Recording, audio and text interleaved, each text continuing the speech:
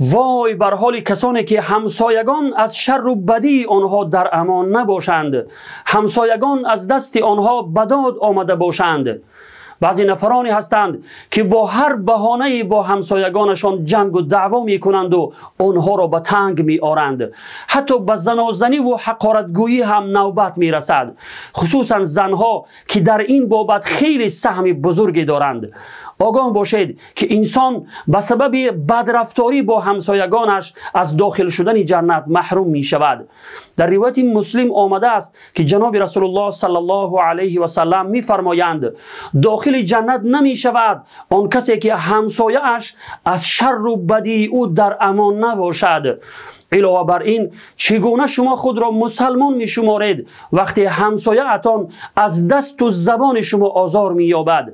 در روایت بخاری و مسلم آمده است که جناب رسول الله صلی الله علیه و سلم می فرمایند مسلمانی واقعی کسی است که دیگر مسلمانان از دست و زبانش آزار نیابند. این پیام را حتما به همسایگانتان فرستید.